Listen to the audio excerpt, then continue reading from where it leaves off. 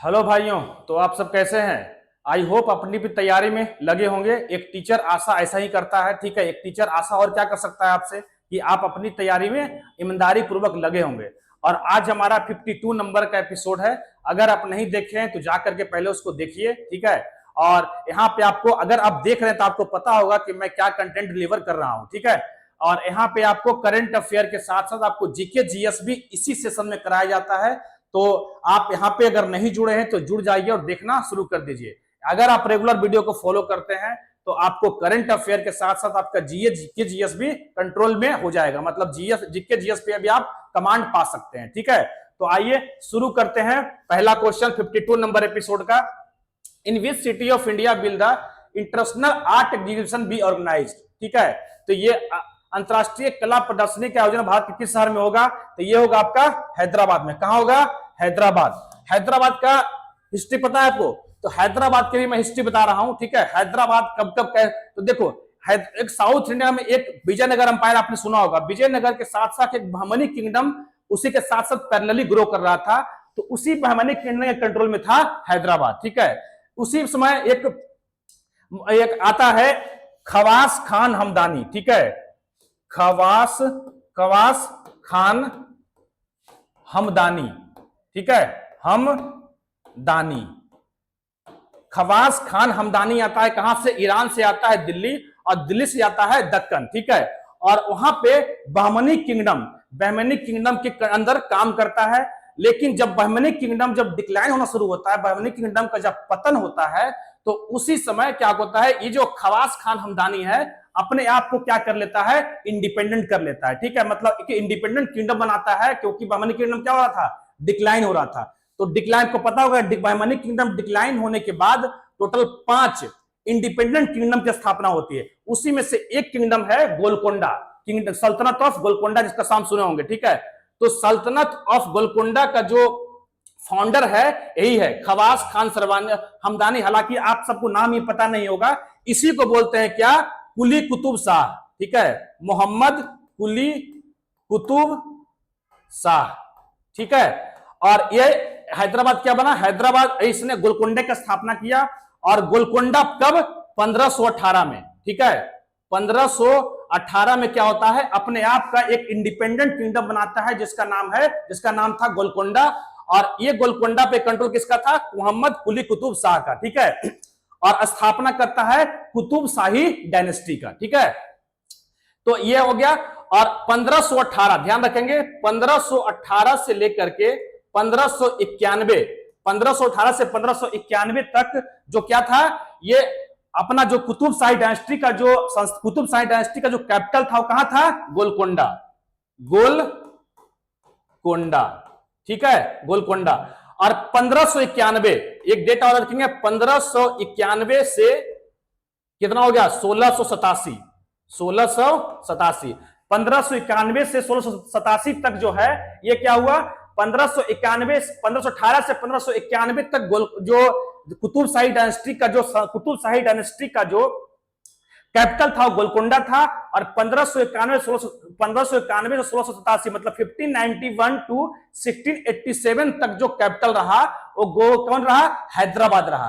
तो आपसे क्वेश्चन पूछा भी बहुत बार गया है कि 1591 तो हैदराबाद की स्थापना कब हुआ? हैदराबाद की स्थापना कब हुआ? तो हैदराबाद का स्थापना हुआ 1591 में। किसने किया? तो कुली कुतुब शाह के द्वारा किया गया था। ठीक है, हैदराबाद का। तो 1591 से 1687 तक रहा क्या? 1518 से 91 तक गोलकोंडा, 91 से 1687 तक रहा कौन? ये रहा कौन रहा? तो ये हैदराबाद। ठीक है, और 1687 में जो कंट्रोल हो गया हैदराबाद पे, किसका कंट्रोल हुआ? तो क्योंकि 1687 में औरंगजेब ने हैदराबाद पे अटैक किया और हैदराबाद को अपने अंडर ले लिया। मतलब 1687, अगर हम बात करें 1687 से 1724, मतलब हैदराबाद पे कंट्रोल जो रहा वो 1687 से 1724 तक हैदराबाद पे कंट्रोल किसका था? तो ये था कंट्रोल किसका?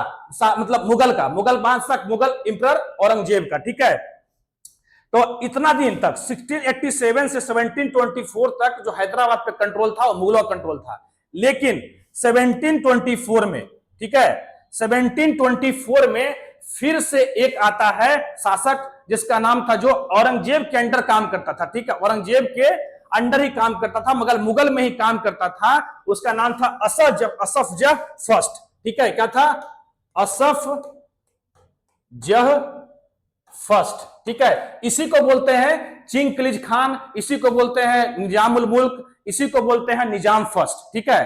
तो असफ जह फर्स्ट ने क्या किया 1724 में, क्योंकि आपको पता होगा कि औरंगजेब के बाद जितने भी आगे शासक आए वो सबके सब क्या थे, वीक रूलर थे, मतलब अपने टेरिटरी को कंट्रोल नहीं कर पाए, ठीक है। तो उस कंट्रोल नहीं कर पाने की वजह से क्या हुआ कि ये अपने आप को क्या कर लिए, इंडिपेंडेंट कर लिए। और उस समय किसको हराया, उस समय हैदराबाद का गवर्नर हुआ करता था मुबारिज खान। कौन, मुबारिज खान, ये सब नाम याद रखेंगे, ठीक है। मुबारिज खान हुआ करता था हैदराबाद का गवर्नर, और उसको असफ जह फर्स्ट ने हरा दिया, और हरा करके फिर से एक डायनेस्टी की स्थापना करता है, असफ जही डायनेस्टी, या फिर उसी को बोलते हैं निजाम शाही डायनेस्टी, ठीक है। तो ये हो गया। और उस समय जब हैदराबाद पे कंट्रोल असफ जह फर्स्ट का हुआ, उस समय मुगल इंपरर, पूछे कि मुगल इंपरर कौन था, तो उस था मोहम्मद शाह रंगीला, जिसको हम रंगीला बादशाह भी बोलते हैं, ठीक है। तो मुबारिज खान को हरा करके हैदराबाद फिर से एक इंडिपेंडेंट स्टेट बना, और उसी वहां पे कौन डायनेस्टी की स्थापना हुई, तो असफ जाही डायनेस्टी, और उसी को बोलते हैं निजाम शाही डायनेस्टी। और ये हो गया हैदराबाद। और यहां से आता है, फिर कहानी चलता है, असफ जाही डायनेस्टी की कहानी शुरू होती है। और लास्ट जो हैदराबाद, इसी को बोलते हैं फर्स्ट निजाम ऑफ हैदराबाद। पूछे कि फर्स्ट निजाम ऑफ हैदराबाद, ठीक है, तो फर्स्ट निजाम ऑफ हैदराबाद कौन है, असफ जह फर्स्ट, ठीक है, या बोलते हैं चिंगकिलीज खान। लेकिन पूछे कि last Nizam of Hyderabad, last Nizam of Hyderabad कौन था, तो मीर उस्मान अली खान, जिसको बोलते हैं असफ जह 7 नंबर का था। वो क्या था, वो था 7 नंबर का, ठीक है। तो असफ जह 7 नंबर का था, और इसी को बोलते हैं मीर उस्मान अली खान, जो 13 सितंबर को क्या हुआ, इंडियन आर्मी ने अटैक किया, और 17 सितंबर, 4 दिन बाद 17 सितंबर 1948 को ऑपरेशन पोलो होता है, इंडियन आर्मी द्वारा चलाया जाता है। और ऑपरेशन पोलो के द्वारा इसी मीर उस्मान अली खान जो है इंडियन आर्मी के सामने सरेंडर करती है, और इंस्ट्रूमेंट ऑफ एसेशन पे साइन करती है, और हैदराबाद, इस तरह से हैदराबाद बनता है भारत का हिस्सा, ठीक है। तो आप पूरा हैदराबाद की कहानी समझ गए होंगे, इसको सुनिए 1-2 बार, आपको समझ में आ जाएगा। तो ये था पूरा आपका हैदराबाद। तो अब यहां से 1518 से देखिए, अब यहां से हम समझ लेते हैं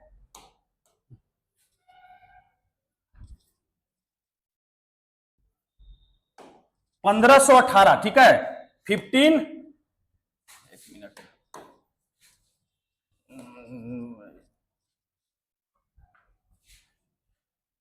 देखो 1518 से 1500 कितना 1687 तक किसका कंट्रोल रहा, तो कंट्रोल रहा कुतुब शाही डायनेस्टी का,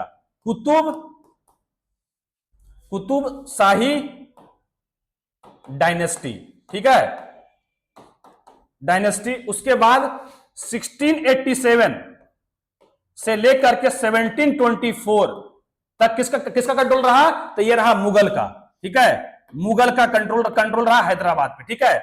1724 से 1948 तक किसका कंट्रोल रहा, तो ये रहा कंट्रोल किसका, निजाम शाही डायनेस्टी, निजाम शाही, या फिर इसी को बोलते हैं असफ जाही डायनेस्टी। तो आप हैदराबाद समझ गए होंगे। 518 1687 कुतुब शाही, 1687 1724 मुगल का, और 1724 से 1948 तक निजाम शाही डायनेस्टी का, ठीक है। तो ये थी पूरा हैदराबाद का आपका हिस्ट्री, ठीक है। आपको इस तरह से कोई नहीं बताया होगा पूरे यूट्यूब चैनल पे, मैं दावा करता हूं इस बात का, ठीक है, क्योंकि देखो सीक्वेंस देखिए, एकदम बिल्कुल मैं सीक्वेंस में आपको बताया हूं, ठीक है। 1587 1518 1687, फिर 1687 से 1724 मुगल, और 1724 से 1948 निजाम शाही डायनेस्टी, ठीक है। चलिए नेक्स्ट, अब ये हुआ कहां, इसकी बात कर लेते हैं। तो ये सृष्टि आर्ट गैलरी में हुआ हैदराबाद में, और the exhibition will showcase work of the national international artist exploring themes such as कोई इशू नहीं है, बस हैदराबाद को याद रखनी है, ठीक है। चलिए नेक्स्ट देखते हैं, what is the original name of the Swami Dayanand Saraswati. Swami Dayanand Saraswati का ओरिजिनल नेम क्या था, ठीक है। तो ओरिजिनल नेम था आपका मूल शंकर। आप सबको पता होगा, नहीं पता है तो हिस्ट्री आपको पढ़ने की जरूरत है, ठीक है। और मूल शंकर क्या है इसका, Swami Dayanand Saraswati Jayanti was celebrated on 23 February. 23 फरवरी कब हुआ था, 23 February, which is on occasion to honour his social reform and revival of Vedic tradition. He was born on, कब जन्म हुआ था इनका, तो 12 फरवरी 1824 को जन्म हुआ था। या ये 23 को इसलिए मनाते हैं क्योंकि ये हिंदी महीने से वैसे फाल्गुन के कृष्ण शुक्ल पक्ष में पड़ा, इस बार जो पड़ा है वो फाल्गुन कृष्ण शुक्ल पक्ष में 23 फरवरी को पड़ा है, इसलिए 23 फरवरी को मनाया जाता है, ठीक है।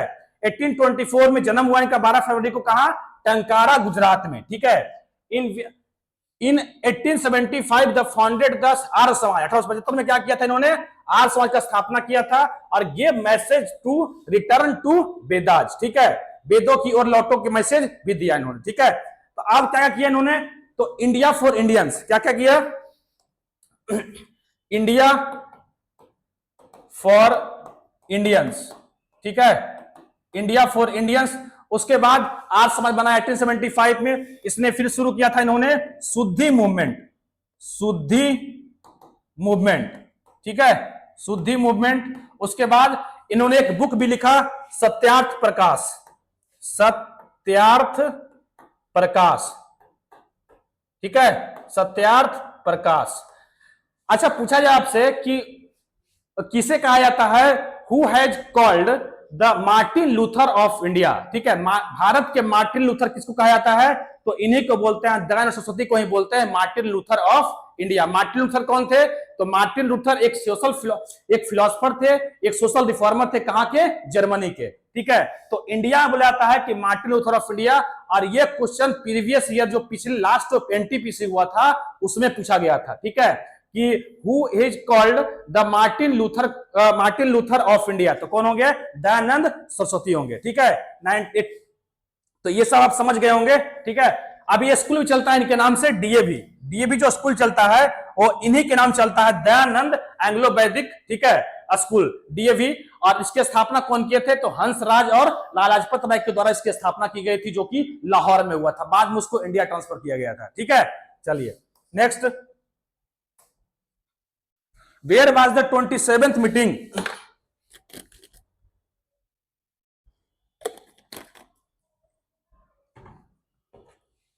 Where was the 27th meeting of western regional council held, ठीक है।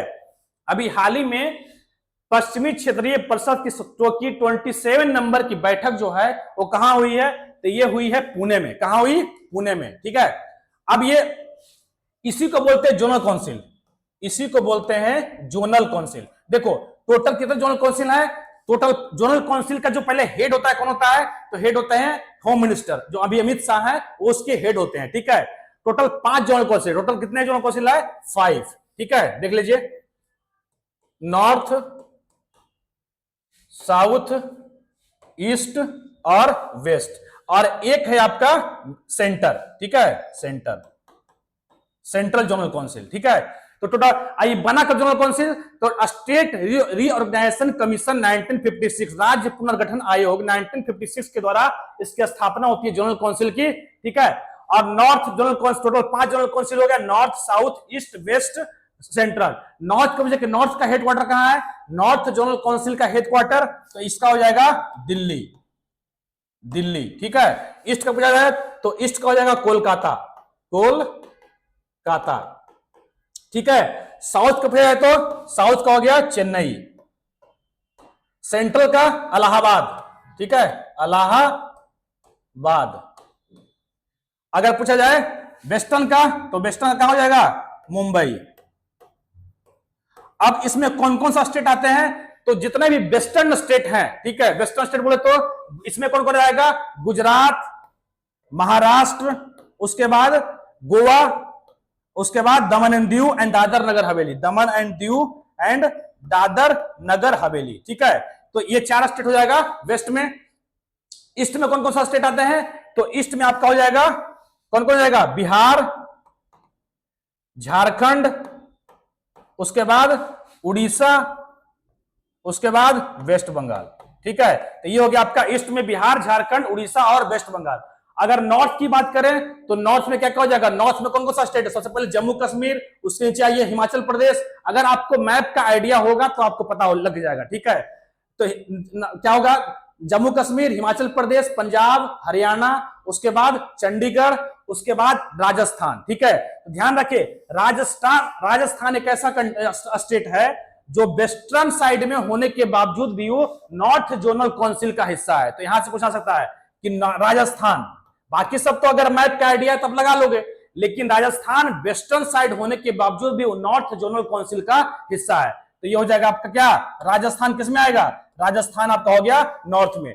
सेंट्रल की बात करें तो सेंट्रल में क्या क्या आ जाएगा, उत्तर प्रदेश, उसके बाद उत्तराखंड, उसके बाद मध्य प्रदेश, उसके बाद छत्तीसगढ़। तो ये हो गया सेंट्रल। ठीक है, तो आई होप आप समझ गए होंगे। इसके हेड कौन होते हैं, होम मिनिस्टर। ये बना कब, 1956 में बना राज्य पुनर्गठन आयोग के द्वारा।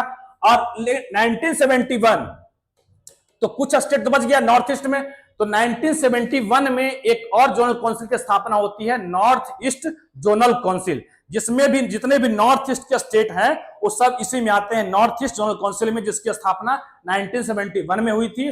और नॉर्थ ईस्ट जोनल काउंसिल का जो हेड क्वार्टर है वो कहां है, वो है आपका शिलोंग में। ध्यान रखेंगे, हाँ गुवाहाटी बहुत लोग लगे तो गुवाहाटी है, गुवाहाटी नहीं है, शिलोंग है। ठीक है, शिलोंग। तो आप सारा जोनल काउंसिल के बारे में आपको मैं बता दिया। E27 नंबर का बैठक हुआ था, कहां हुआ था, पुणे में हुआ था। चलिए, हेड कौन करते हैं, तो होम मिनिस्टर हेड करते हैं इसको। ठीक है, बस उसमें कुछ नहीं है। ठीक है, क्या कहो, Goa, Gujarat, Maharashtra, Dadar Nagar Haveli and Daman and Diu. ठीक है, बाकी सब आपको मैं बता ही दिया। 1956 में इसकी स्थापना हुई। ठीक है, चलिए next.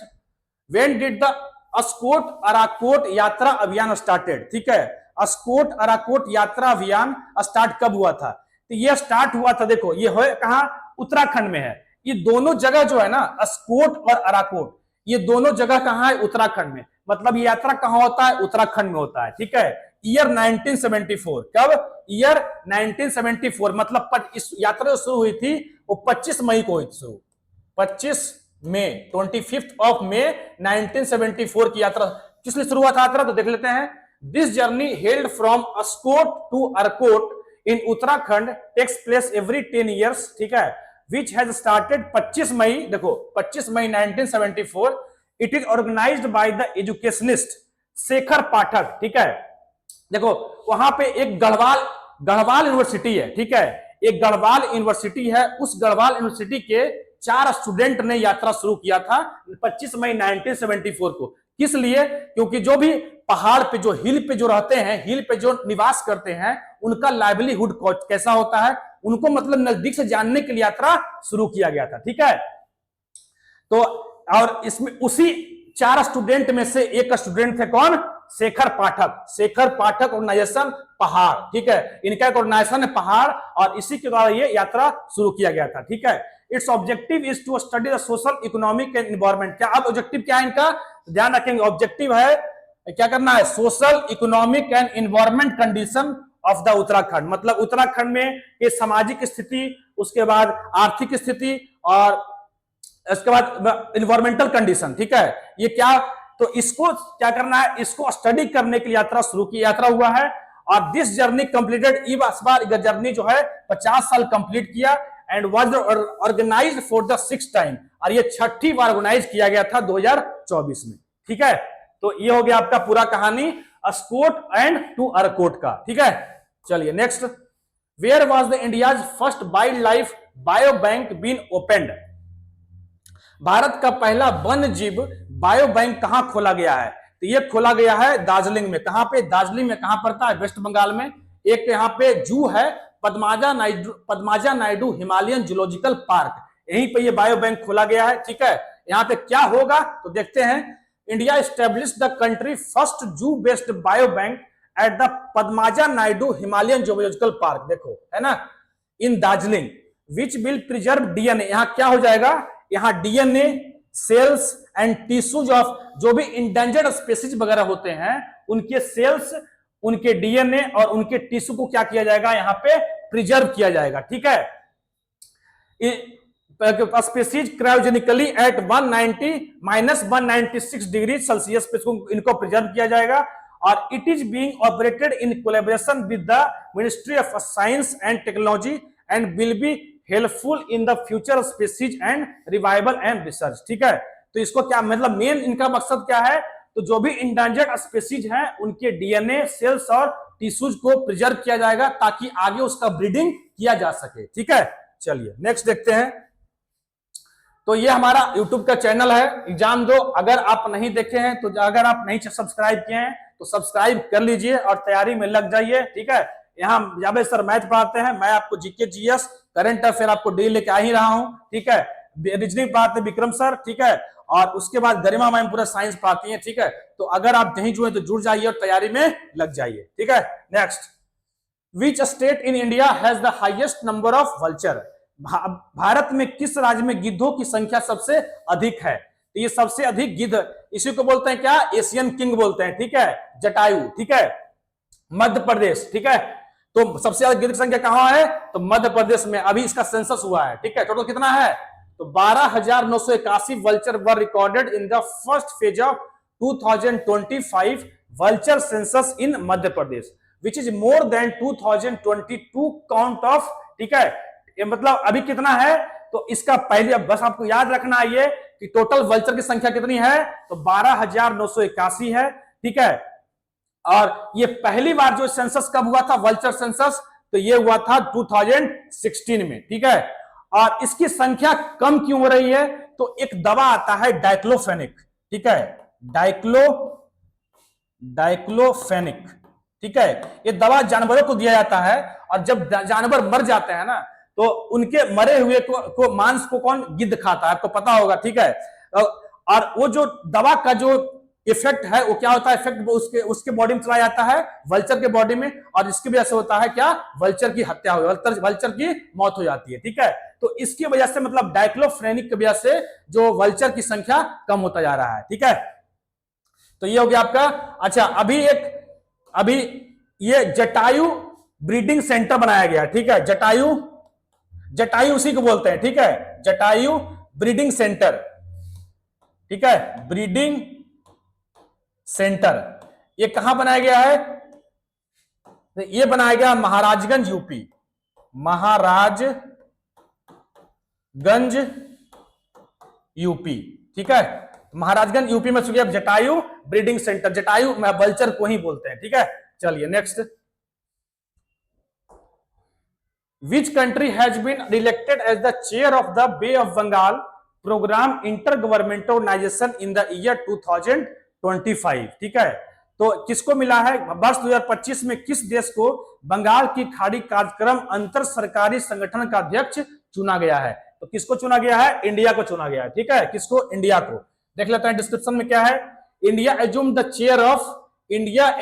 Chair of the Bengal bay of Bengal programme intergovernmental organisation from Bangladesh. कैसे लिया है, तो बांग्लादेश से लिया है। ठीक है, ये एक रीजनल ग्रुप है। ठीक है, जो किससे रिलेटेड है ये, तो फिशरी एडवाइजरी बॉडी। क्या है, फिशरी एडवाइजरी बॉडी है, मतलब मछली से रिलेटेड ये बॉडी है। और इससे क्या, बांग्लादेश से कौन टेक ओवर किया है, तो इंडिया किया है। डॉक्टर अभिलक्ष्य लिखी, secretary department of fisheries, India assume the position at the 13th government council meeting on 22 फरवरी 2025 इन माहे। मतलब ये कहा हुआ, माले में मीटिंग हुआ था। कहा हुआ, माले में, मतलब मालदीव की राजधानी कहां है, मालदीव कैपिटल माले है, और वहीं पे हुआ ये। और organisation was established in 2003 and headquarter in Chennai. ठीक है, अच्छा, ये ऑर्गेनाइजेशन कब बना, ये तो ऑर्गेनाइजेशन ध्यान रखेंगे, ऑर्गेनाइजेशन कब बना है, ये ऑर्गेनाइजेशन बना 2003 में, और इसका जो हेड क्वार्टर है वो कौन है, चेन्नई है। ठीक है, तो ये सब आप अपना याद रखेंगे। ठीक है, तो ये हो गया आपका आंसर, क्या हो गया आपका, इंडिया हो गया। और बना कब ये, तो बना ये आपका 2003 में, हेड क्वार्टर कहां है, चेन्नई, और क्या है, फिशरी एडवाइजरी बॉडी है। ठीक है,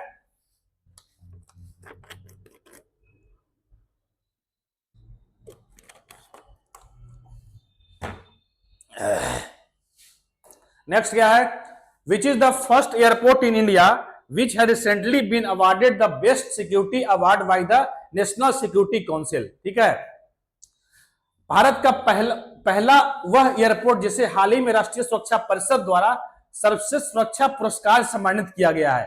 तो ये किसको दिया गया है? ये दिया गया है मनोहर इंटरनेशनल एयरपोर्ट। कहां है ये मनोहर गोवा में है। ठीक है, आपको पता होगा गोवा के सीएम हुआ करते थे मनोहर लाल खट्टर। ठीक है, सॉरी मनोहर पर्रिकर, खट्टर नहीं, खट्टर तो हरियाणा के थे। ठीक है, अभी वो दूसरा भारत सरकार में मिनिस्टर है। ठीक है, लेकिन मनोहर पर्रिकर के नाम पे ही एयरपोर्ट का नाम रखा गया है मनोहर पर्रिकर। पहले था ये Goa international airport.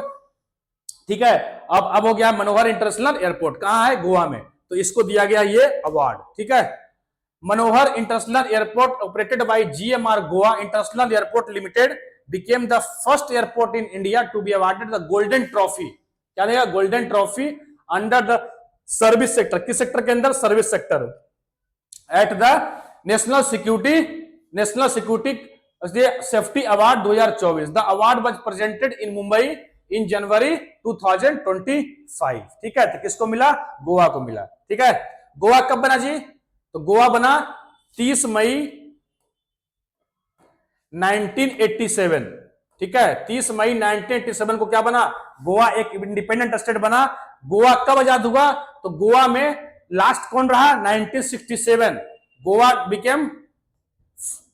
Became independent in 1967 by Portuguese. मतलब पोर्टुगीज के द्वारा जो है गोवा को लिबरेट कराया गया। मतलब 1961 तक गोवा पे पोर्टुगीज का शासन हुआ करता था, लेकिन 1961 में पोर्टुगीज से गोवा को आजाद कराया गया। ठीक है, चलिए, तो ये हो गया आपका।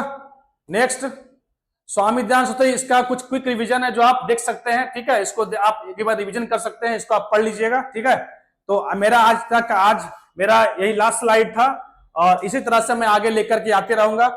आई होप आप सेशन अच्छा लगा होगा। सेशन अच्छा लगा होगा, बिल्कुल अच्छा लगा, क्योंकि जो मैं हैदराबाद के बारे में बताया हूं वो कहीं पे आपको नहीं मिलेगा। ठीक है, वो हमारा खुद का मेहनत है। ठीक है, हमने बनाया उसको। ठीक है, एकदम पूरा सीक्वेंस में। तो इसी तरह से मैं आगे जैसे आपने देखा कि हर एक क्वेश्चन का मैं कुछ न कुछ इंफॉर्मेशन आपको मैं डिलीवर किया जो शायद आपको नहीं पता हो। ठीक है, तो इसी तरह से हम आगे वीडियो लेकर के आते रहेंगे। और तो वीडियो अच्छा लगा हो, बिल्कुल अच्छा लगा होगा, खराब लगने की बात ही नहीं है। ठीक है, क्योंकि अच्छा लगा तो इसी तरह से लाइक करिए, शेयर करिए, सब्सक्राइब कीजिए, कमेंट करिए। ठीक है, चलिए, थैंक यू।